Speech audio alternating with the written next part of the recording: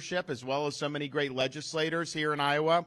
In Florida, by the way, most Floridians don't come north in January. It's usually the opposite. I did look, Naples is a high of 78 today.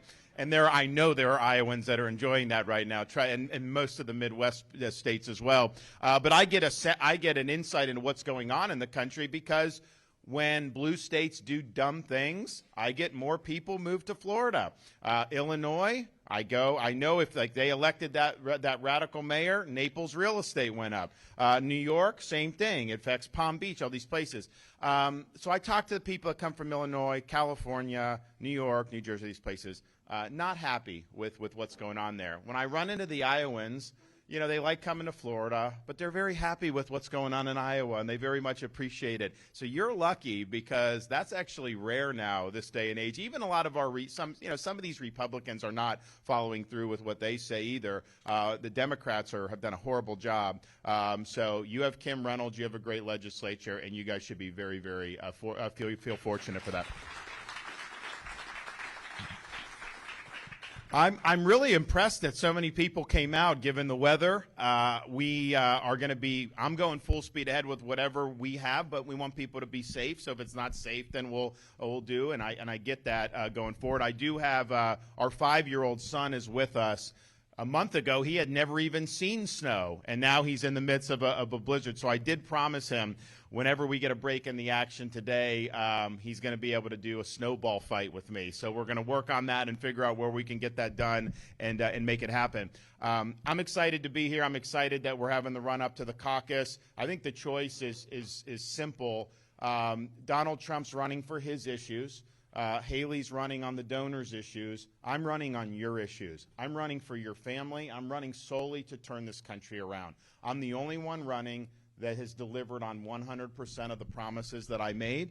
These are things that people have been talking about for years as Republicans. They run on it and never deliver it. We delivered it across the board. I'm also the only one running who has actually beaten the left and the Democrats time and time again. I'm sick of Republicans losing. You look at what's happening in Washington, another failed budget bill, massive increase in spending, not dealing with the border, all these things where they campaign one way and they don't do, and the Democrats always seem to win. It's like Lucy with the football. We think we're going to do and don't. In Florida, that's not how it worked.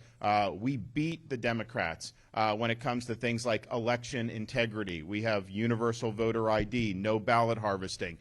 We beat the teachers' unions on universal school choice. We beat Fauci on COVID. The former president was here the other day doing a town hall, and he said he had nothing to do with Fauci. He said I was the one that was involved with Fauci. That is gaslighting. That is revisionist history. He elevated Fauci, turned the reins over to Fauci, and if it wasn't for governors like Kim and like me dragging this country out of lockdown, it would have been even worse. But those COVID policies were disastrous in this country. And so not only did we beat them in Florida, the state's never done better as a result of that. I'm the only one running for president. It's going to bring a reckoning to the federal government for what it did to this country during COVID. All those agencies are going to be held accountable because we can never let this happen to our country ever, ever again. We also beat the left by banning China from buying land in the state of Florida. No farmland, no land near military bases, none of that. We need to do that nationwide. So that's what we have to do. And oh, by the way, we came in as governor in a state that had usually been decided by 1 point, perfectly divided almost, 300,000 more Democrats than Republicans actually in the state of Florida. We led strongly and boldly and unapologetically. And what was the political result of that? We didn't win by 1 point or 40,000 votes.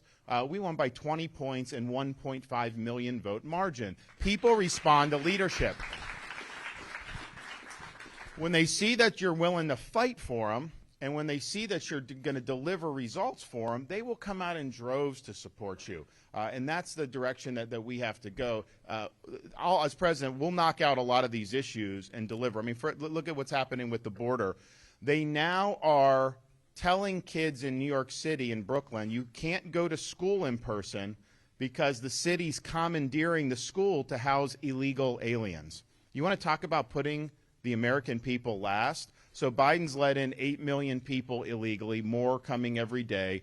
Now, I support doing the border wall, and I think had Donald Trump built that, Biden would not have been able to let in 8 million people. The wall's a physical fact of life. So we'll do that, but we're going to declare it to be a national emergency on day one. I'll have military assets as needed. When people come illegally, the sanction is that they get deported back to their home country. If you're not willing to do that, you're never going to stop this. In Florida, we have boats that try to come in illegally. Coast Guard's job is to stop it. They don't have enough assets, so I put our boats in there as state. We intercept, give the Coast Guard, and then they'll bring the people back to Haiti or Cuba or wherever. And guess what?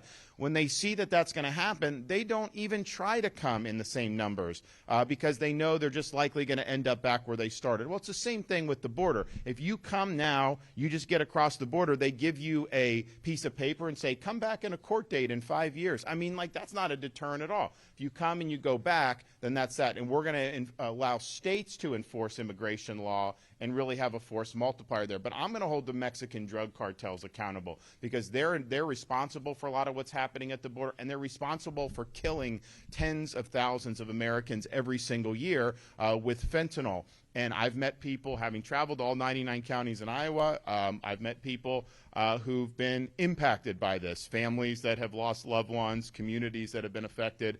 Every community's become a border community with respect to the fentanyl because it's everywhere. So you got to treat them as the foreign terrorist organizations that they are. I don't want to see a situation. I mean, parents now, they have a kid in college or something. They think like, well, they may take something at some party not knowing what it is. If it's laced with fentanyl, that could be a fatal poisoning and a death right there. So we cannot just sit there and shrug our shoulders anymore, which is what the people in D.C. do. So we will hold them accountable. We'll authorize the use of military force, and we're going to end the fentanyl problem in this country once and for all.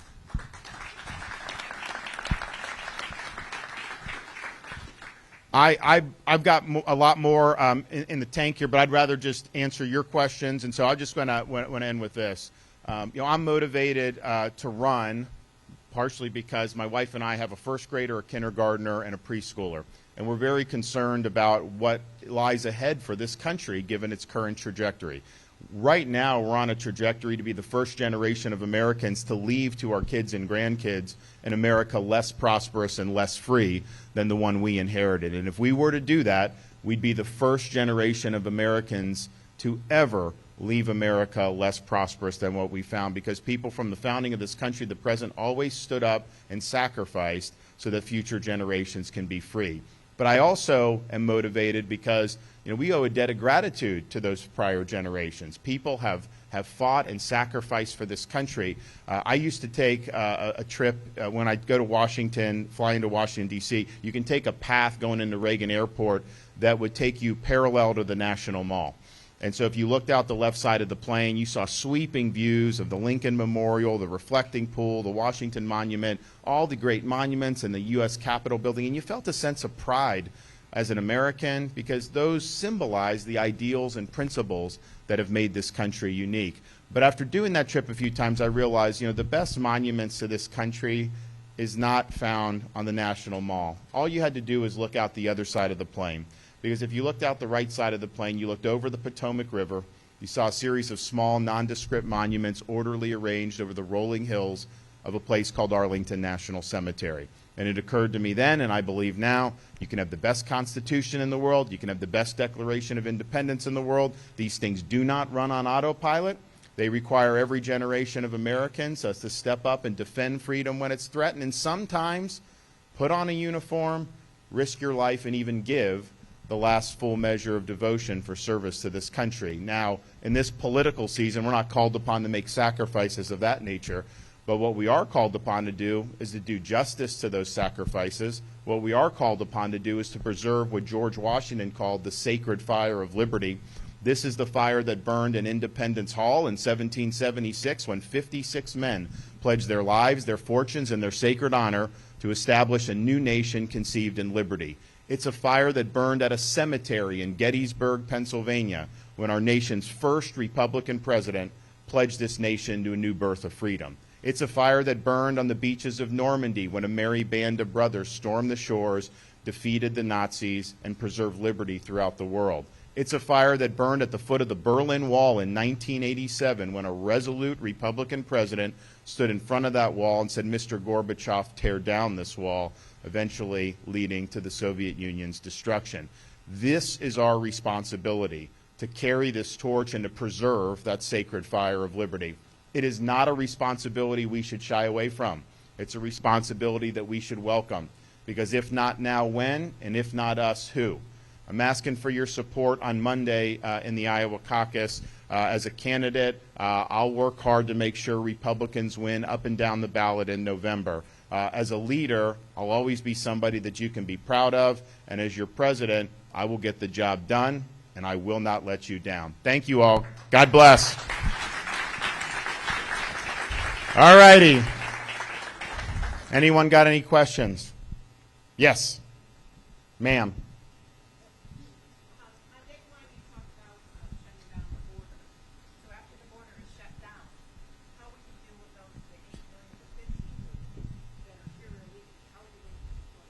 We are going to deport them, and you use all the assets that you have.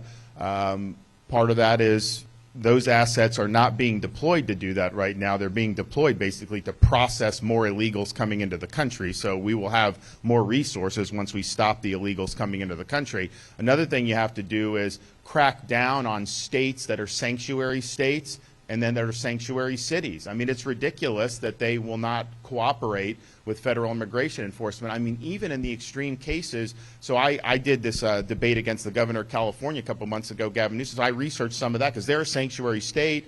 Places like L.A. are sanctuary cities. You know, they had a guy in jail in L.A., multiple deportations, huge criminal record. ICE had a detainer to take him so that he could be deported. The L.A. refused to work with the federal government, so they just released him, not honoring the detainer. What did he do? He killed the mother of a 3-year-old child. And it's like, you know, this is enough. So we're going to use all levers, all resources to be able to do it. But I think if we don't do it, then this problem is going to continue to persist year after year after year. So removing the incentives, I think, complements having the interior enforcement. But we're going to do it.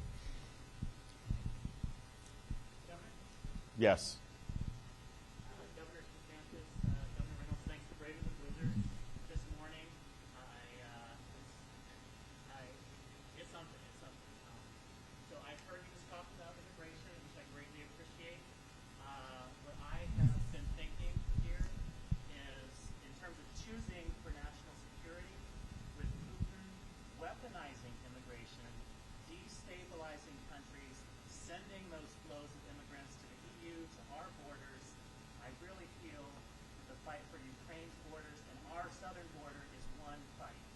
So I really would like to engage you here and hear more about how, having just quoted Reagan standing with Gorbachev, you will stand up to Putin and defend our American interests in Ukraine. Our southern border is not the same issue as that, with all due respect. I mean, our southern border is an issue of intentional neglect by Biden and a failure of Donald Trump to do what he said he would do in his first term by building the wall, by having record deportations, and by doing the interior enforcement that he promised. So you have to do that. There are people from Russia that have come, but there's been people from over 100 different countries, the Middle East, Iran, China. Anyone that wants to harm our country is going to use that border because it's a vulnerability.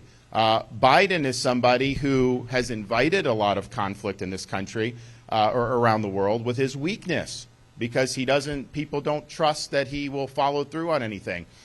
His energy policy benefits Russia and China and Iran and Venezuela. I'm going to repeal his energy policy, the Green New Deal. We're going to be energy dominant in this country again, and that's going to have a huge national security impact. What Biden is doing, though, he's flushing hundreds of billions of dollars. They want another $100 billion to do things like pay pensions for the bureaucrats in Ukraine, to pay salaries for Ukrainian government officials. How is that something that is in our vital national security interest? No one even knows where that money is going. So he has totally mismanaged this, and I think the next president needs to come in and bring an end to this conflict and not have a forever war that costs this country hundreds and hundreds of billions of dollars more. Yes, sir. I'm Wayne from California. Thank you for being a conservative vision. You live in Iowa now, or you're visiting from California? California. Okay. I admire your ideas about public education. I admire your ideas about the conservative elections. But how can you, at the federal level, affect those changes at state level? Yeah, that's a great question. Before you get elected, would you have confidence in the elections if there's no election integrity, as you suggest in some states? Well, in Florida, we have confidence because we have good election integrity. I think they do good in Iowa, too. So I think there's a lot of states that do good. Some don't do as well. I'm not just going to sit there and complain about it. I'm going to do whatever we need to have organizations unique to each state that is going to mitigate any shortfalls. For example, ballot harvesting. I think it should be banned. It is banned in Florida. It's not banned in a place like Nevada. They mail everybody a ballot, and then the Democrats go and harvest ballots. I think that's wrong, but if that's legal, we have to do it. So we're going to have harvesting in a place like Nevada, and I'm not going to fight with one hand tied behind my back. Zuckerbucks, we will do that in states where that's legal. We banned it in Florida. I think it's ridiculous. Zuckerbucks he put hundreds of millions of dollars into these nonprofits, and what they would do is they'd go to election offices, like the places that administer the elections.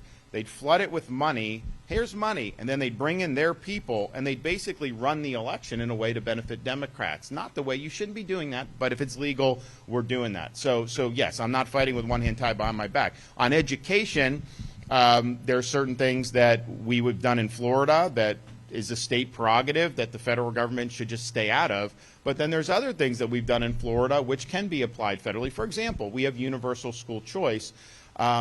We're going to do school choice nationally through corporate tax credits. So it's not going to have anything to do with the Department of Education, which we want to get rid of, but it'll be done through the Treasury. But basically, we'll be able to say corporations can write off a certain amount of their federal tax liability. It goes to a scholarship entity that administers these scholarships, and then families can apply. We did 100,000 kids with that approach in Florida for $1 billion a year, between administrative costs and scholarships. So if you think about that, I mean, if you just did $25 billion, that would be nationwide. You would be able to do, millions of kids. And we could probably even do more than that. I mean, that's budget dust in Washington. And just think about it. You have some kid in Chicago that has no chance.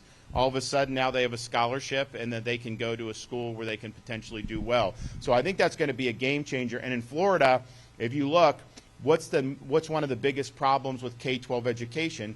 It's the role that teachers unions play because they're very partisan. They're using schools to try to promote agendas and indoctrination. They don't put the kids' interests at front. In fact, we saw that during COVID. Chicago Teachers Union they didn't want to have kids in school at all. Los Angeles. And then you'd see them, they'd be out some of the union people would be out, going to the Bahamas, living their best life while these poor kids suffered. So people saw that, and they realized in Florida, we beat them on school choice, we beat them on COVID, and we just did paycheck protection. No automatic deduction of union dues for teacher unions. So teachers can write a check or pay, but they can't just have the dues deducted or even just have an authorization form. That is now causing a lot of teachers to bail on this because, quite frankly, they realize it's not in their interest. I've done big pay increases for teachers in Florida based on me working with the legislature. It had nothing to do with these school unions. So I think liberating people from school systems that are controlled by those groups, I think is really, really important for the future of this country.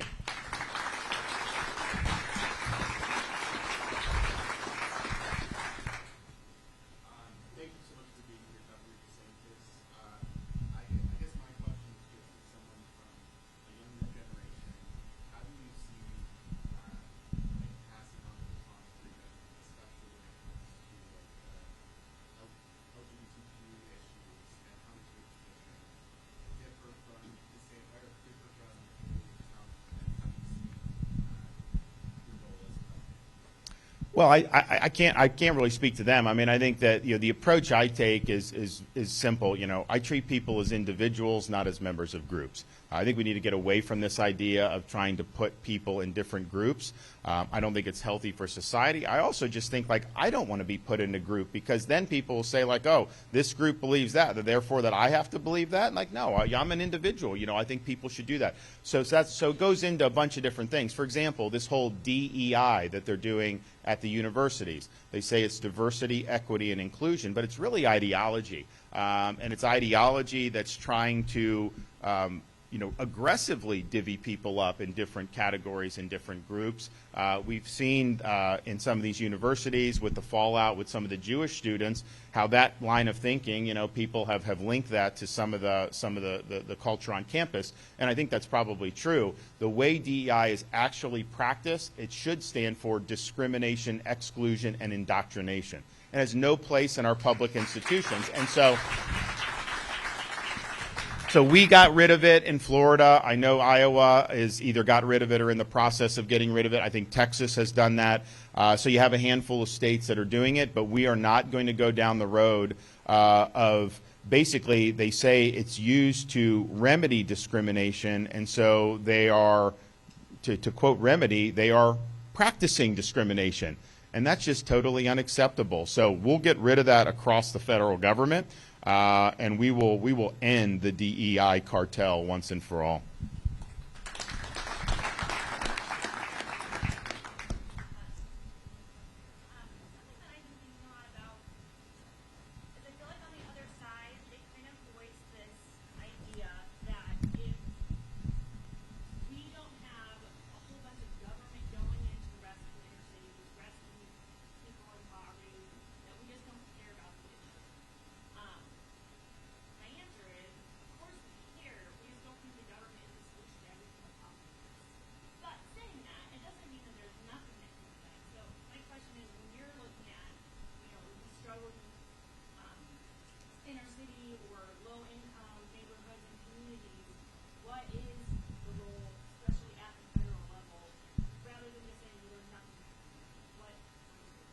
And what's your name? Jessica. Thank you, Jessica. No, look, I think that's I think you put it perfectly. And actually, that's the approach we've taken in Florida. So, for example, and it's not just limited to low income, government can't solve these problems. That's obvious. I mean, we saw, in the 60s, they did a war on poverty. They said if they just spend money, that will end poverty, and what happened is they created a culture of dependency that caused problems. So it was a total failure, and other stuff that's been done just hasn't done. So what's the role? Government's role is there are certain things that it can do, but we've tried to use government in Florida to be a facilitator for resources that are outside of the bureaucracy. So, for example, my wife started something called Hope Florida, Pathway to Prosperity. So when you go in for, say, welfare benefits, yeah, you can just say, here, whatever the state can give you and do that, and then just keep coming back. But we know that's a dead end, right? So she created something called the Hope Care Portal. I know Iowa's working on this too. So we've invited churches, we've invited charities and nonprofits, we've invited businesses, we've invited even individual volunteers to be plugged into this portal. Someone comes in, maybe it's a mom who got evicted from her apartment, she's got 2 kids and she needs a place to stay. That goes. Now maybe government can help, but the minute that goes in, it goes out to all these other groups. Guess what? The churches spring into action. Maybe an individual just springs into action and do. So government is serving as a way to connect people to a lot of resources that are in our society, because people want to help their fellow citizen.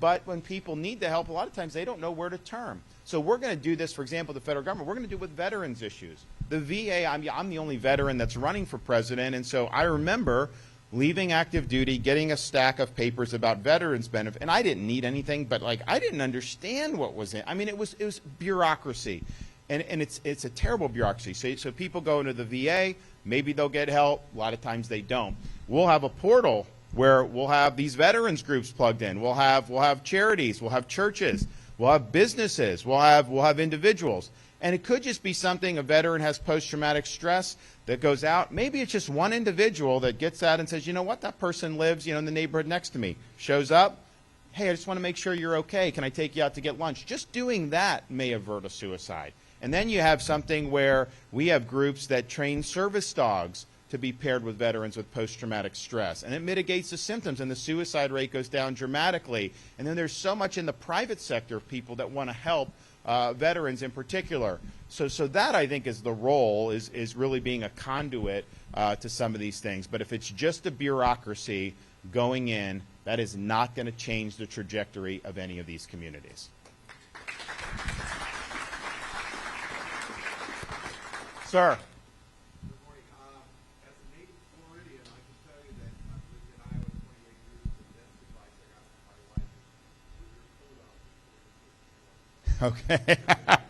So my question is simply, I don't think the average citizen knows the challenge that the administrative state at federal level has on, the impact it has on their life.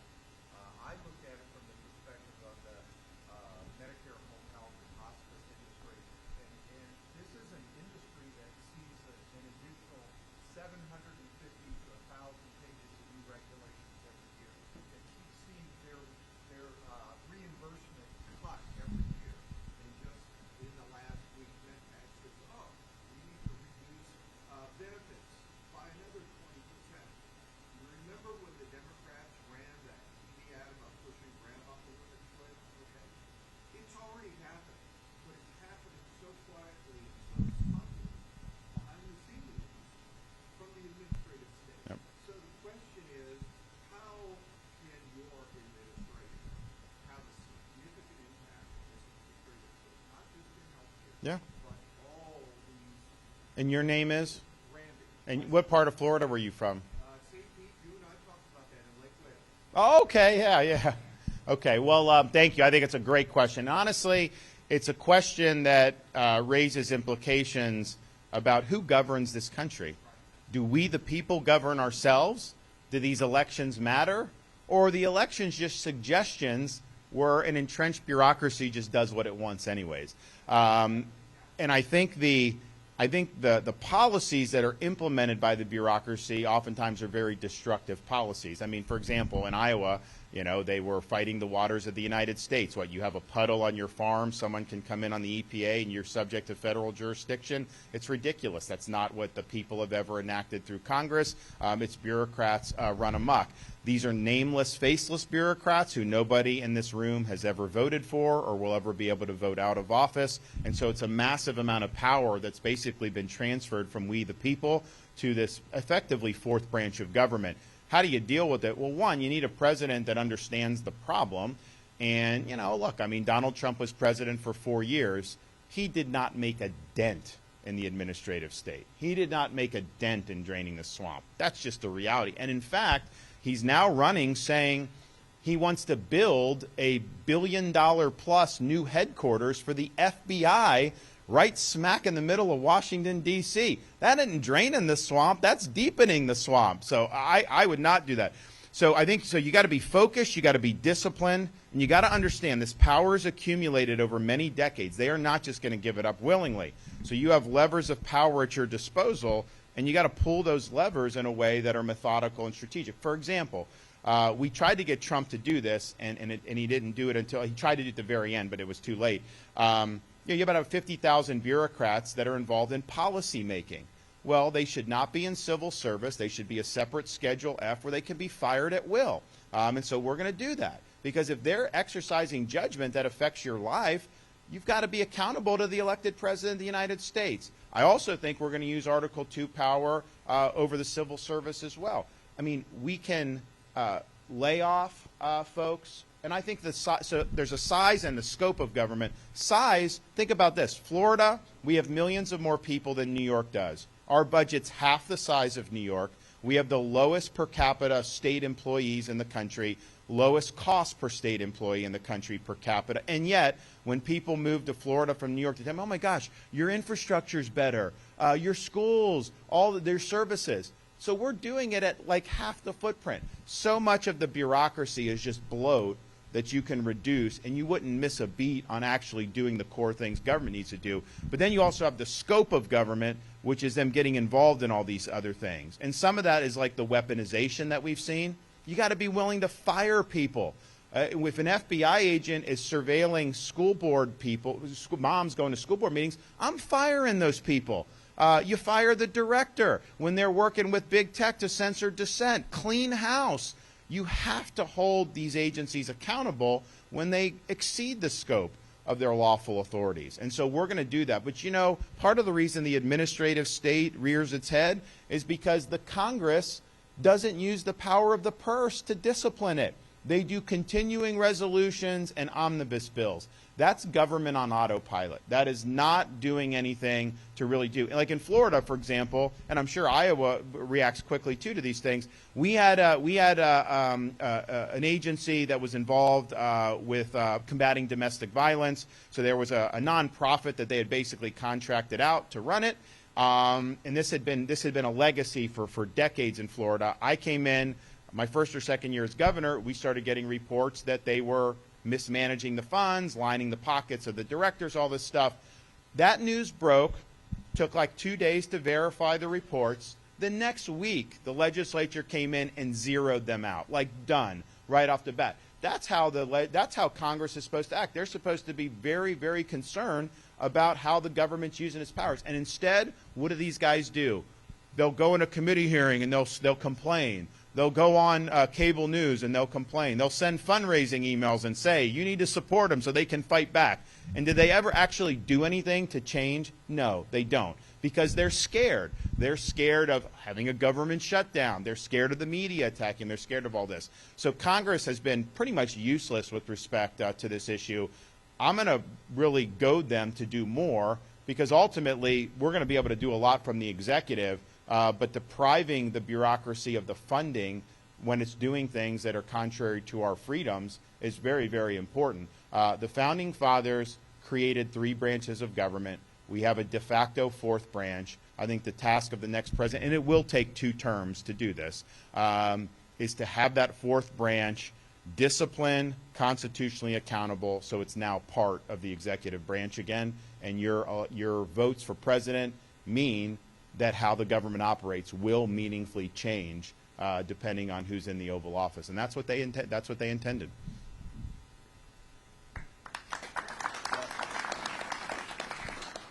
your favorite baseball memory?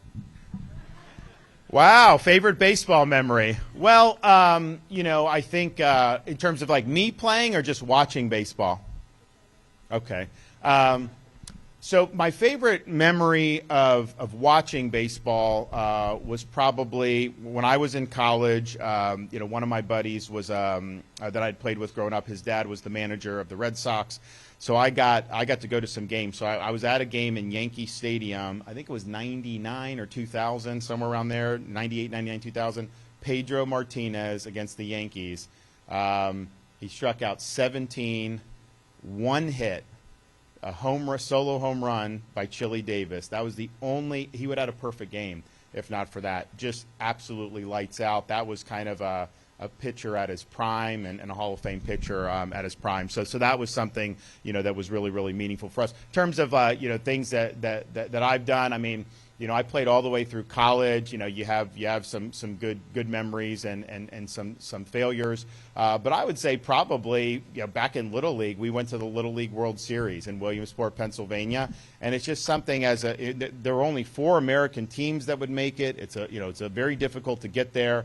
But you go there, and it's like a stadium for Little League baseball. Like it's like, I mean, it was like the Shangri-La for Little League. You go in, and it's just like, I mean, it was immaculate, and it was like, wow, you know, we're here kind of making the big time. And I think at a young age, it made, you know, a big impression. Now, you know, as you get older, to me, like some of that stuff, you know, isn't necessarily like I'm more interested in like just being with my kids or something like that than necessarily. But at the time, it was really, really, really significant. So we had that, and that was something that you always remember. And people, so when I was there, we played, you know, you played 3 games. I pitched the second game, and people have dug up the stats somehow of that game, and they were like, you know, he struck out 12 people. He got 4 hits, including a home run and 7 RBI. So I did hit a home run on that Howard Lamity Stadium, the Little League Taj Mahal. So.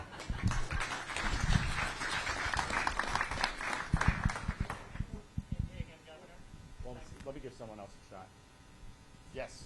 My name's Brian. I just live down the street. I got a question on government house. Well, that's a great question.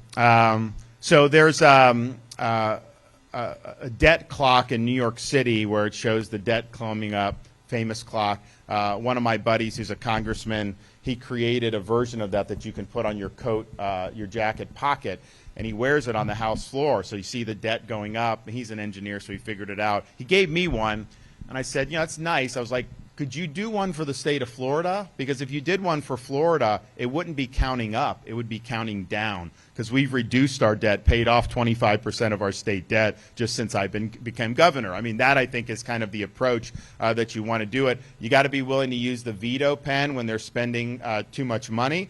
I look at COVID was,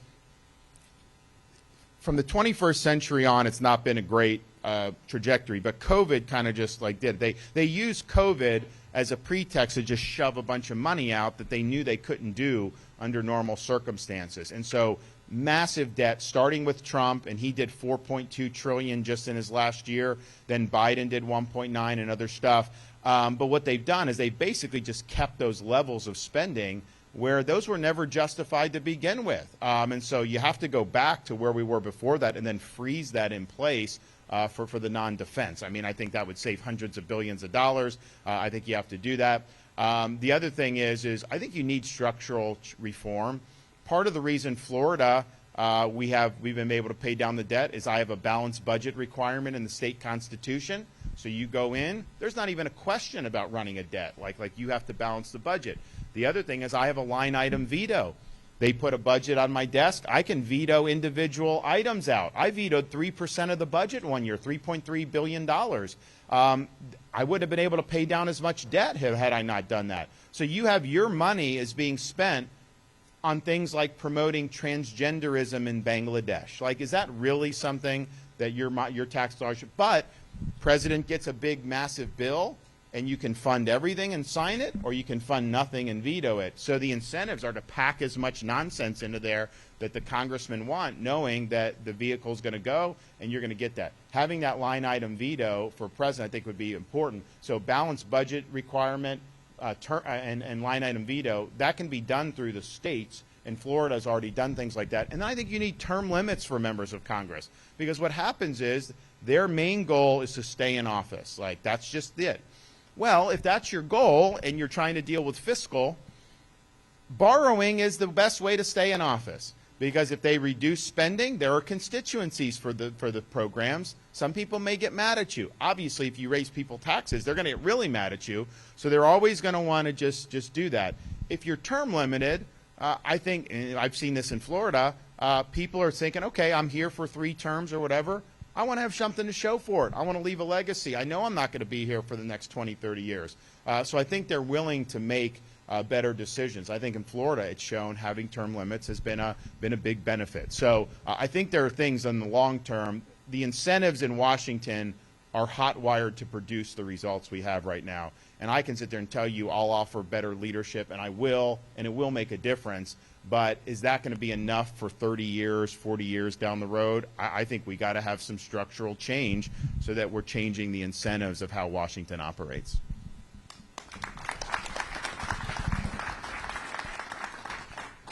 Yes, sir. So with that, you haven't implemented for entitlements. That is a lot of the budget that is seemingly untouchable, but eats up a lot of budget. Well, and this is one thing that I've heard from every part of Iowa when I've been visiting folks is, something like a Social Security. I mean, I know that it's not an entitlement. You've paid into it. Every paycheck you ever earn your entire life, you get hit. No matter how little you make, you get hit for that. And so people work, and that's decades paying in every paycheck. And so I think, like, when you get to be 60, 65, and beyond, people are just like, hey, wait a minute, I paid into this, and so I have a right to expect to have some benefit. So that's kind of how I view it. I think people have been taxed a lot for this. I think Congress, because the programs used to run massive surpluses, and Congress would take the surplus and they would spend it on other things. And if they had just not done that, you would have no problem with those programs at all. In the short term, I think the one thing with Social Security is get the inflation and the interest rates down. Because what happens is when prices rise, they do a cost of living adjustment, which costs more from the program, but it is not enough to keep up with the rise in prices. You're better off having no inflation and a lower cost of living because the dollar actually goes farther there. It's also better for the sustainability of the program. And then the other thing in the near term is we have not had economic growth consistently above 3% since before the great financial crisis. And when you're growing, Florida is a great example of this. We grow. We have some of the best GDP growth, I think the best of any large state. If we were a separate country, we'd have some of the best GDP growth in the world. But what we do is we have a good environment for investment and business. We're number one in new business formations, but we're cutting taxes every year. I mean, I've cut taxes more than any governor by far, and yet we are expanding our economic base. We're growing, so that leads to a gusher of revenue coming in, massive surpluses, and that's why we're paying down debt at the rate that we're doing. So it's a virtuous cycle of where good policy leads to good economic results, and then the government fiscal is much easier to manage. In the federal, they have not grown at 3% plus, and so they're just not getting the type of benefits that Florida is getting when you're doing that. So you got to grow more. That means open up energy for production, so we lower energy costs. It means get the administrative state off the back of the economy. It means tapering the spending down, of course. It means doing things that are going to be conducive for a high growth environment. But we've not had a great run in terms of GDP growth, and I think we got to do a lot better. Last question, folks. Sir. Yep.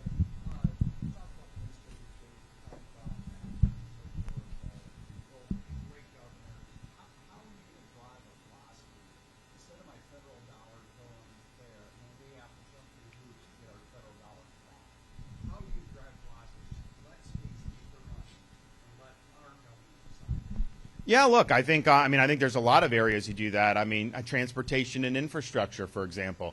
I mean, people pay taxes, that are supposed to go directly to that, and then you send that to Washington, and then you get back.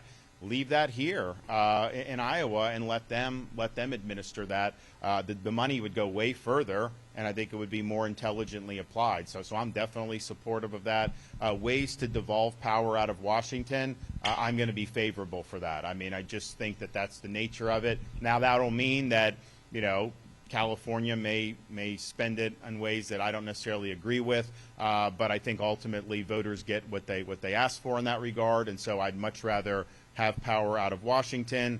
I think it makes more sense. And so there's a number of different, I think, areas where we could do that. I think it'll be really, really effective. Hopefully we have, with me as the nominee, I view politics, it's just a team effort. It's not just about you.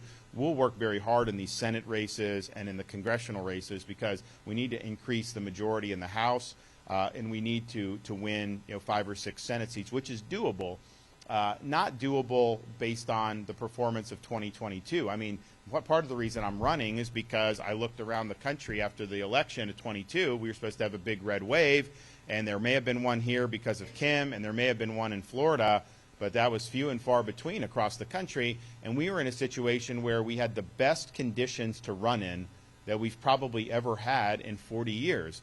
Unpopular Democrat president, inflation raging out of control, high energy prices, open border, crime in the inner cities, international turmoil, and it's like any Republican with a pulse should have been elected in that environment. And yet, the Democrats ran a playbook focusing on the past, focusing on the former president, focusing on these things, and that really caused us to come up far short. We should have won 240, 245 House seats. Instead, we barely had the majority. And a lot of that is because New York and Florida each added 4 seats. The rest of the country, just didn't do what it wanted to do.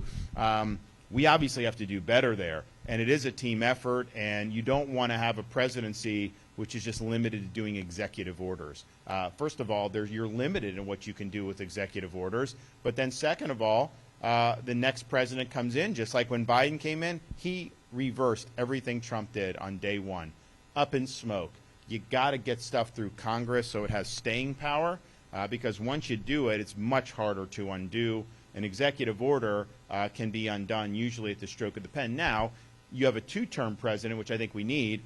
That stuff does take hold over an 8-year period in ways that does make it harder for a subsequent, even on an executive order basis. But still, you got to get it through the Congress. And so we're going to be doing that. And I think we have great opportunities across this country to be able to get that done. And I would just say, in terms of, you look at the different stuff with, with how a general election would work out. Everyone who's running has an election track record, right? Donald Trump, Haley, me. And I've always overperformed whatever polls said. My election last time was the best victory any Republicans ever had in the history of governor's races in the entire state of Florida. We were winning urban areas, we were winning suburban areas, we were winning all different categories. That's showing you that it can be done. People weren't predicting that we would do that. The pundits, they were, in their own world, but we knew what we were doing, and we were able to deliver. My fear with the former president is there's just so many people that are dug in against him that even if they agree with us on policy, they're just not going there. They have that. We need to get everyone that's open to walking away from leftist policy, and I think that's a big majority of this country, but we need every vote that we can get, and we don't want to leave any of these votes on the table, and so I think I provide the best opportunity for that. So again, I'll ask you for your support on Monday. I know it's going to be cold. I know it's going to be not the most pleasant, but I don't think you'll ever be able to cast a vote that has more impact given the circumstances. We don't know what the turnout's going to be. It could be much smaller than what it's been in the 16th cycle. That's possible. So if you're going out and you're bringing 4 or 5 different friends with you or family members, that is going to pack a punch in a way that voting in a general election just simply would not at that level. So I'd encourage you to be a part of that. We're asking you to caucus for us and bring as many people that you can. One thing I can say is that in Florida, I'll have people come up to me who didn't support me in the primary for governor in 18, and they'll say, "Yeah, I got that one wrong. You've done a great job. I'm glad you won the primary." Or people that did vote for me in the primary would say, "I liked you. I knew you would do a good job, but you've done so much better than anything I could have imagined." Don't we want somebody that will over deliver rather than under deliver for a